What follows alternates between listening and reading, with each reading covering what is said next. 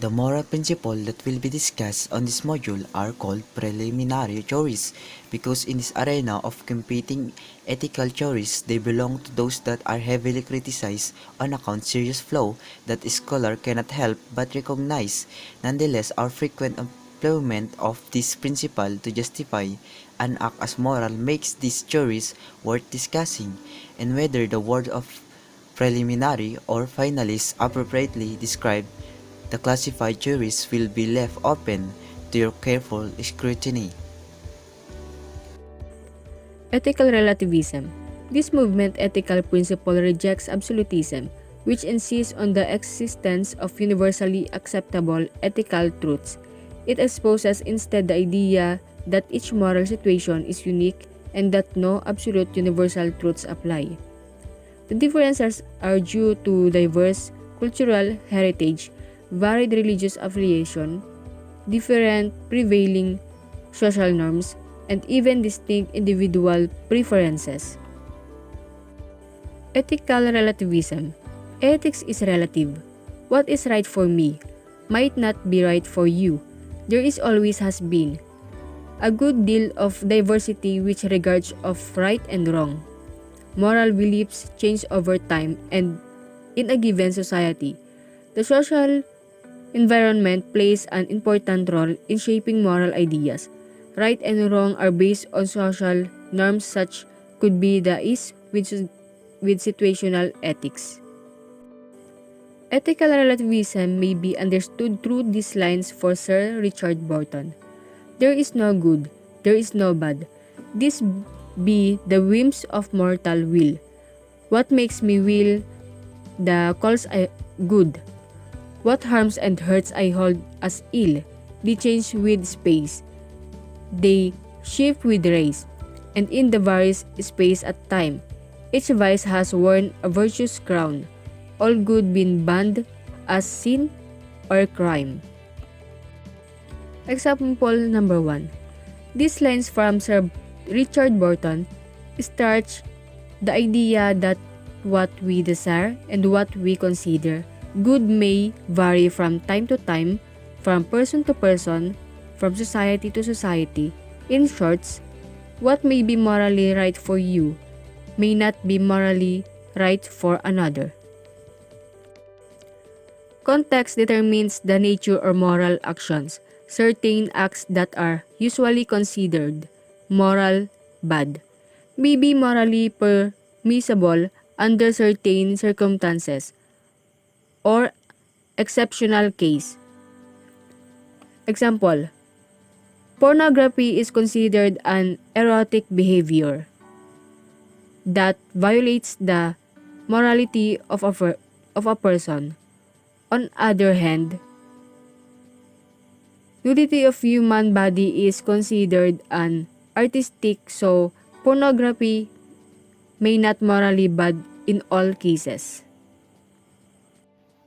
John Dewey, in support of relativism, asserted that human beings should judge and be judged in the context of the complexities that characterize human life. This implies that you have examined each ethical situation as a particular case rather than a general one. It is only rational to inquire into the detailed makeup of each moral situation before evaluating an action. So Dewey, in contrast, argued for more experimental approach rather than a grand and final explanatory account of moral life. Ethics describe that intelligent methods for dealing with novel and morally perplexing situation. There are no stipulated ultimate values, nor should be any sought, at least the best only value toward which he would gesture was growth. Moreover, actual conduct is undertaken not by isolated rational actors but fundamentally social beings.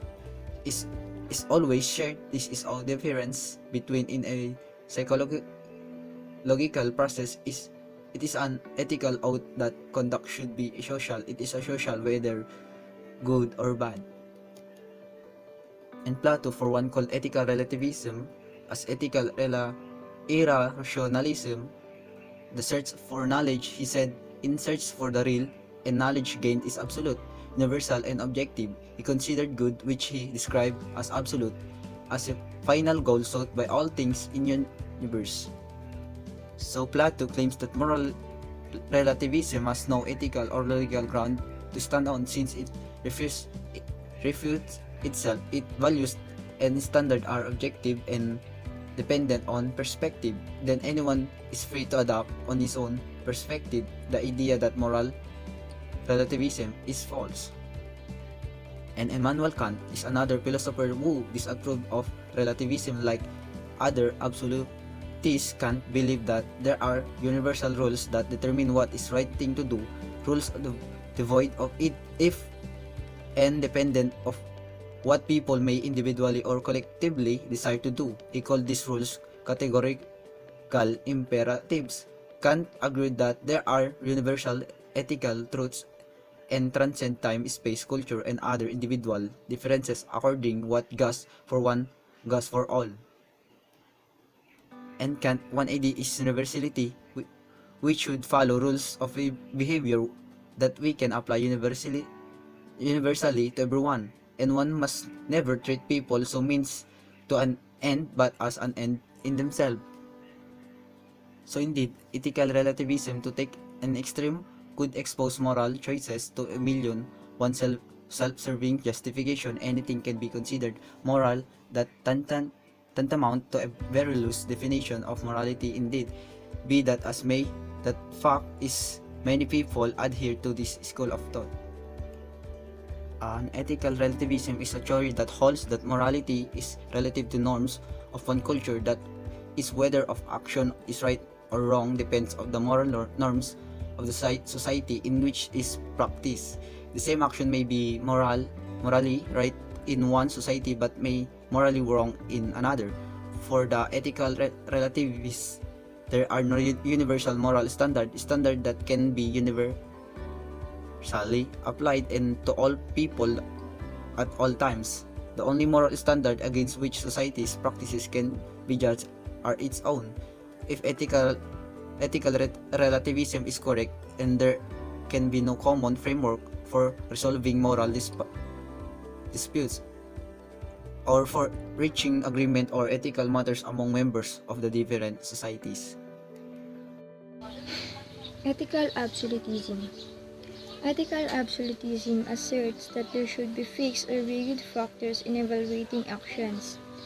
Fixed factors are universal, constant, and therefore unchanging reasons for judging an action as good or bad, right or wrong, just or unjust, among others. As discussed earlier, relativism considers factors or reasons that were depending on the context. Computer hacking, for example, will not be considered evil or bad per se by relativists. Such an act may be good in one case and bad in another context. There is no fixed evaluation of an action. The challenge with moral absolutism, however, is that there will always be strong disagreements about which moral principles are correct and which are incorrect. For examples, most people around the world probably accept the idea that we should treat others as we wish to be treated ourselves. But beyond that, people from different countries likely hold varying views about everything from the morality of abortion and capital punishment to nepotism and bribery.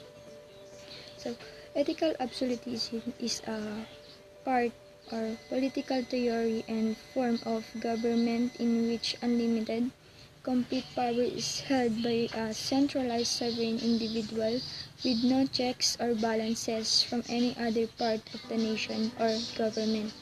So, moral absolutism contrasts with moral relativism, which denies that there are absolute moral values.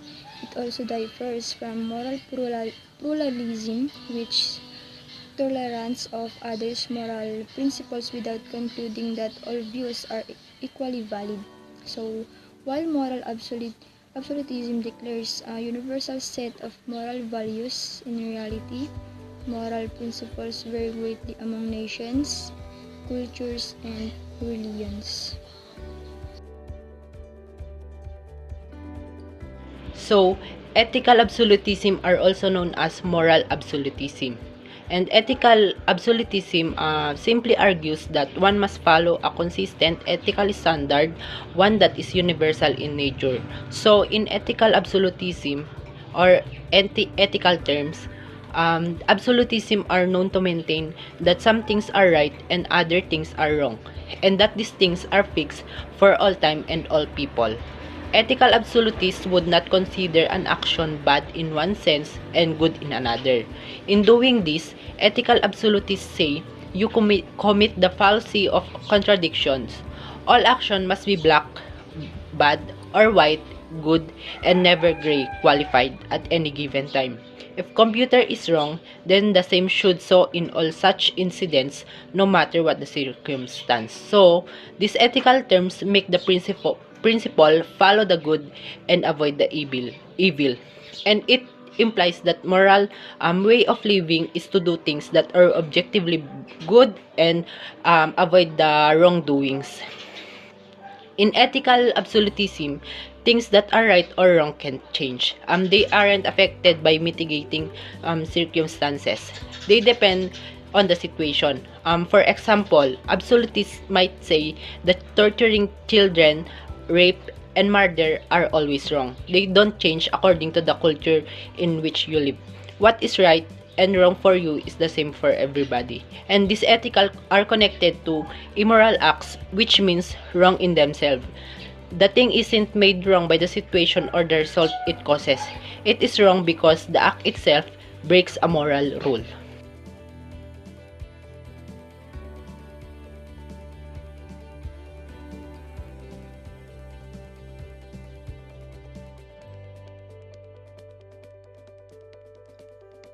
So, my topic is ethical egoism and ethical altruism.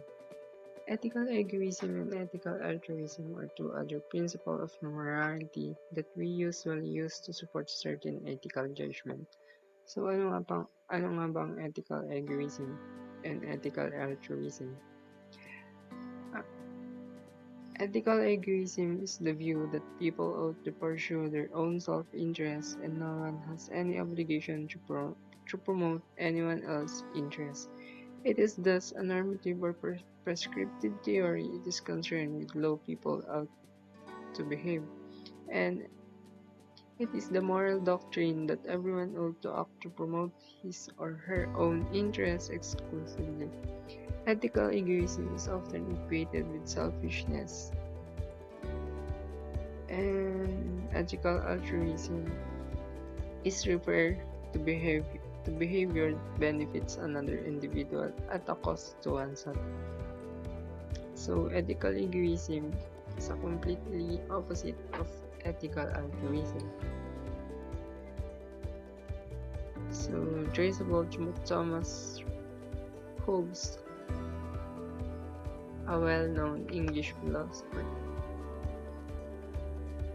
So, sino nga ba si Thomas Hobbes? Thomas Hobbes was an English philosopher considered to be one of the founders of modern political philosophy. Hobbes is best known for his book Leviathan. So the Leviathan Hobbes casts light on ethical egoism by introducing the theory of motivation. According to him, what predisposes us to act in a certain way is determined by whether it is an object of aversion or object of desire. So according to Hobbes have no intrinsic value. The assessment of their moral value hinge on how they are categorized. Objects of desire are labeled good while objects of aversion are considered evil. So, yung different ko ng ethical egoism and ethical altruism is egoism can be defined as extreme self-centeredness, where altruism can be defined as selflessness. An egoistic person only cares for himself, but an altruistic person cares for others, ignoring his own self.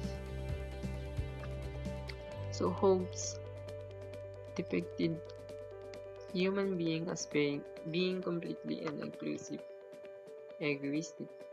So the successful pursuit of desire leads to gratification and happiness. So Hobbes' theory assumed that sole motivation is a moral choice and doing things is the satisfaction of self-interest.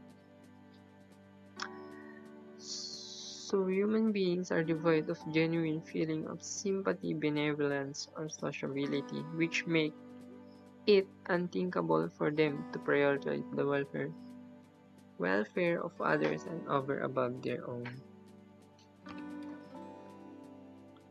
So from the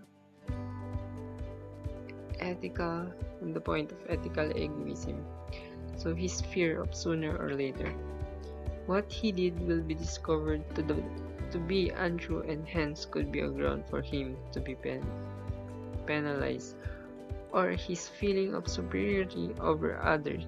This is his high regard for himself. So egoists believe that there is no such thing as a pure altruism or desire to promote the good of others. So they believe that altruistic action merely masks self-interest. So all choice altruistic one considered are determined by the immediate pleasure felt by the person doing it.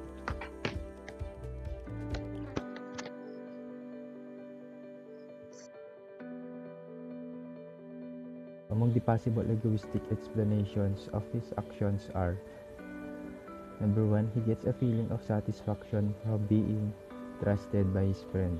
So as a person, that being egoistic may satisfy you when you are trusted or other people take side with you. Number two, it is pleasing to receive expressions of gratitude and praise from friends with whom he had shared his program. So when you are standing there admiring you, they are being impressed by your character. Number three, he feels more comfortable sharing his own programs than being amazed by other people's intellectual creations in computing. So if you are egoistic, you will prefer your own program because of your high basis. 4. He fears disapproval by his friends. So as a person, every person is afraid of rejection. His intellect, his act of sharing earns him a good reputation. So when you are share knowledge, you gain a good moral. All explanations point to the benefit that the computer will get from his seemingly altruistic act. Thus, this act is not truly altruistic. Various thinkers have tried to debunk the egoist theory. The utilitarian, for instance, contend that altruism is feasible and realistic, defining morally good actions as those that could bring about the greatest amount of happiness to the greatest number. The utilitarian argues that altruism is a moral responsibility.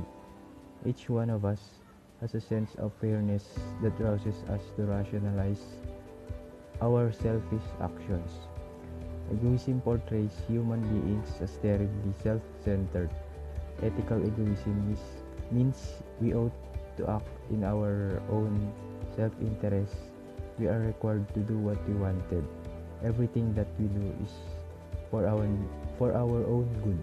It means you have no right to foresee my actions, and no one has any obligation to promote my own interest. It is thus a normative or prescriptive theory. It is concerned with how people ought to behave. People can only act in their self-interest. Aside from being rational, human beings are social beings. The sense of being part of collective explains to some degree the notion of altruism. What harms the whole harms one. For the collective to function, the rights, freedom, and self-interest of each member must be taken into account.